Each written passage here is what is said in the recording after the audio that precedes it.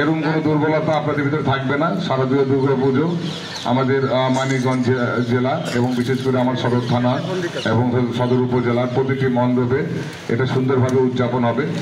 কোনো দুষ্কৃতিকারী কিংবা কোনো অপরাধী এর দিকে যদি অন্য কোনোভাবে তাকায়, অন্য কোনোভাবে এটাকে বিশৃঙ্খলা করার চেষ্টা করে, বাংলাদেশ পুলিশ মানিকগঞ্জ সদর থানা এর বিরুদ্ধে কঠোর ব্যবস্থা গ্রহণ করবে। আপনারা কোনো সময় মনে করবেন না যে আপনারা একা। আপনারা সবসময় আপনারা রাখবেন যে আপনাদের নিজস্ব ইউনিটি থাকবে এবং বাংলাদেশ পুলিশ আইন শৃঙ্খলা বাহিনী রক্ষাকারী বাহিনী আপনাদের পাশে সর্বদা সবসময় থাকবে।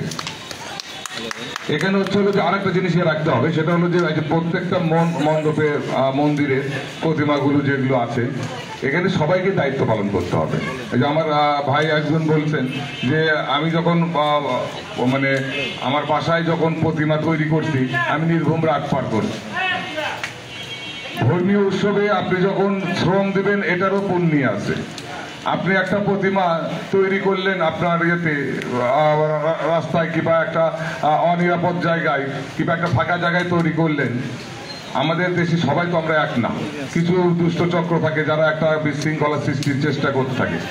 তাহলে আপনারও উচিত, আপনারও দায়িত্ব ওই প্রতিমা, এটা তো পবিত্র জিনিস, এই প্রতিমাটা সুন্দরভাবে যেন ওখানে থাকে। নাহলে অনেক সময় প্রাকৃতিক বিপর্যয় হতে পারে, অনেক সময় জন্তু জানোয়াররাও চলাফেরা করতে পারে, আবার অনেক সময় দুষ্কৃতিকারী তারাও এর ভিতরে ঢুকে একটা নাশকতার চেষ্টা করবে, যেটাতে একটা গলা পানিতে মাছ শিকার হবে কিংবা একটা বিশৃঙ্খলা পরিবেশ সৃষ্টি হবে। সুতরাং এখানে আপনাদেরও দায়িত্ব থাকবে যে প্রতিমাটা যেন সুন্দরভাবে থাকে, তার যেন অনিষ্ট কেউ না করতে পারে এবং অনিষ্ট যাতে কোনোভাবে না হয়, এটা আপনাদেরও দায়িত্বটা রাখতে হবে। আমরা পেশাদারিত্বের খাতিরে এখন রাত বিরাতে আপনাদেরকে ফোন দিই, অনেক সময় রাত 10টা, কোনো সময় 11টা, কোনো সময় 12টার দিকেও আপনাদের ফোন দেওয়া লাগতেছে যে আপনার দাদা আপনার ওই